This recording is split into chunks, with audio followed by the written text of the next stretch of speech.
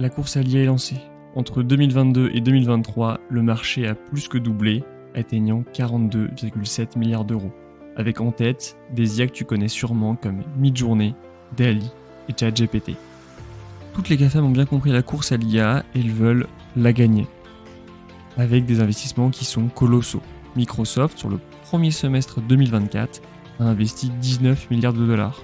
Amazon, quant à lui, sur la même période, a investi 30,5 milliards de dollars. Ces entreprises sont prêtes à mettre de côté leur rentabilité à court terme pour pouvoir investir et devenir le leader de l'IA dans le futur. À titre de comparaison, l'armée française a dépensé 43,7 milliards d'euros en 2023. Ça va quasiment ce que va représenter l'investissement d'Amazon sur l'année 2024. L'entreprise qui a tout gagné dans cette guerre de l'IA, c'est Nvidia.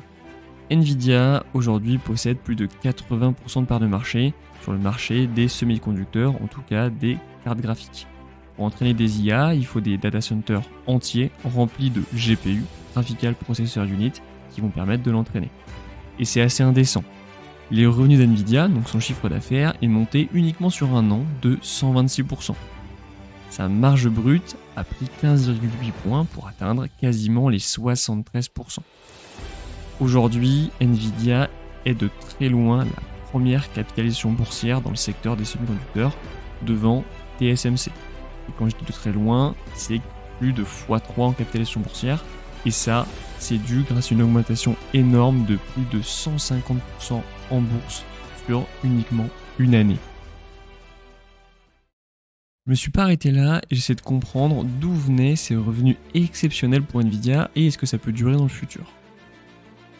J'ai donc ces chiffres par secteur d'activité et j'ai tout de suite vu quelque chose, c'est que le secteur des data centers est fortement monté avec une hausse de 493% sur 2 ans.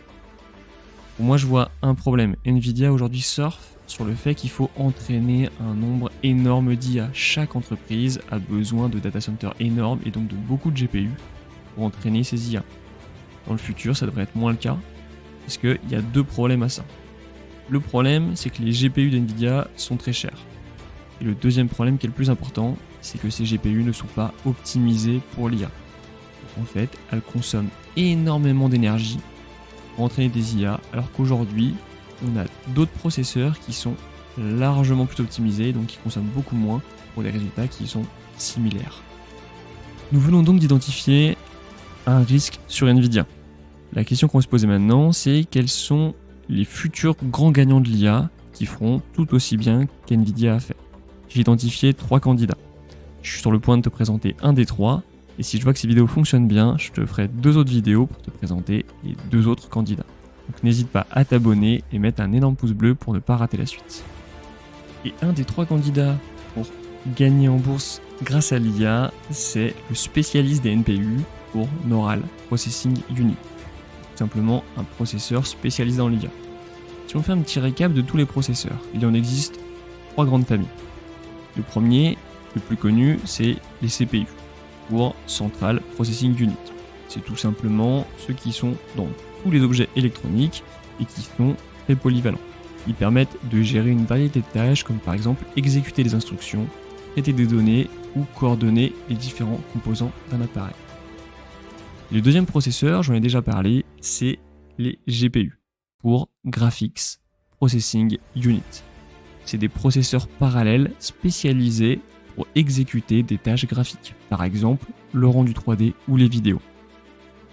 Et le troisième processeur, c'est les NPU, pour Neural Processing Unit. C'est des processeurs spécialisés dans les tâches d'IA, d'apprentissage automatique et de traitement des réseaux de neurones. C'est exactement ce qu'on veut pour entraîner et pour faire tourner une IA. Ça permet de l'entraîner à des coûts énergétiques beaucoup plus faibles que les GPU. Et la société qui est leader mondial dans les NPU aujourd'hui, c'est Qualcomm. Qualcomm est donc un très bon candidat pour devancer Nvidia dans le futur, ou du moins exploser en bourse. Alors Qualcomm n'est pas la seule entreprise à développer des NPU. On a 2 concurrents qu'on connaît très bien, Intel et AMD. Oui, Nvidia n'est pas présent puisque Nvidia aujourd'hui n'a pas de NPU vendu sur le marché. Pour connaître le meilleur des NPU, on va utiliser ce qu'on appelle un indicateur qui est le TOPS, le Tera Operations per seconde. Un TOPS, c'est tout simplement 1000 milliards d'opérations par seconde. Plus on a de TOPS, plus notre NPU est performant. Aujourd'hui sur le marché, on a donc 3 grosses entreprises qui ont 3 NPU. On a Intel avec une performance de 34 TOPS. En deuxième position, on a AMD avec 39 TOPS, soit un gain par rapport à Intel de 14,7%, ce qui est non négligeable. Et en leader mondial, on a Qualcomm avec 45 TOPS, soit une augmentation par rapport à AMD de 15,4%. Je te propose maintenant de regarder les chiffres de Qualcomm, en commençant par son chiffre d'affaires. J'ai tracé 6 chiffres d'affaires entre 2014 et 2024, sachant qu'en 2024, j'ai uniquement les 3 premiers trimestres. Entre 2014 et 2020, le chiffre d'affaires était plutôt en tendance baissière. Par contre, depuis 2020, l'histoire s'est inversée. On a une forte tendance haussière, avec une augmentation du chiffre d'affaires de plus de 52% entre 2020 et 2023, donc sur 3 ans. Autre information utile, on voit que les 3 premiers trimestres de 2024 sont déjà supérieurs à la totalité de l'année 2020. C'est donc plutôt bon signe pour Qualcomm. Si on creuse encore un petit peu, on s'aperçoit que Qualcomm vend ses processeurs dans 3 grands secteurs différents. Le premier secteur, c'est la téléphonie mobile. Le deuxième, c'est les voitures connectées. Et le troisième, c'est Internet of Things, donc c'est tout ce qui est objets connectés. Ces 3 secteurs qui sont aujourd'hui en plein boom grâce à l'IA. On a plus en plus d'IA dans nos téléphones portables, plus en plus d'IA dans les voitures, avec les voitures connectées et les voitures autonomes. Et pas besoin de parler des objets connectés qui vont être de plus en plus boostés à l'IA. Et l'explosion de ces 3 secteurs commence déjà à se voir dans les chiffres de Qualcomm. Si on regarde le chiffre d'affaires de la téléphonie mobile, donc du premier trimestre 2020 au troisième trimestre 2024, on a une augmentation de 151% sur 4 ans, ce qui représente en moyenne 37% d'augmentation par an. Et ce qui est intéressant à voir, c'est qu'on a une forte augmentation entre 2021 et 2022. Si tu te souviens bien, la sortie de ChatGPT, c'était fin 2022, donc c'est pas déconnant, on voit que l'IA a fortement boosté le chiffre d'affaires de Qualcomm. Deuxième secteur, l'automobile, c'est encore plus impressionnant. Entre le premier trimestre 2020 et le troisième trimestre 2024, on a une augmentation de 452% du chiffre d'affaires, soit une augmentation moyenne de 113% par an. Donc ça, c'est très important pour Qualcomm et je pense que l'automobile connectée va continuer à se développer et ça va donc encore plus booster les ventes de Qualcomm. Troisième secteur, Internet of Things, c'est pareil. On a une augmentation qui est un peu plus légère mais qui représente quand même 98% sur 4 ans, de l'augmentation moyenne annuelle de 24%. On voit qu'on a eu un gros pic en 2022, légère baisse en 2023 et ça semble se reprendre en 2024. En tout cas, je suis plutôt haussier sur le secteur Internet of Things chez Qualcomm. Et Qualcomm a déjà conquis plusieurs clients, et pas des moindres. On parle par exemple de Microsoft avec son IA Copilot, qui est alimenté par des Snapdragon X, qui sont en fait des NPU fournis par Qualcomm.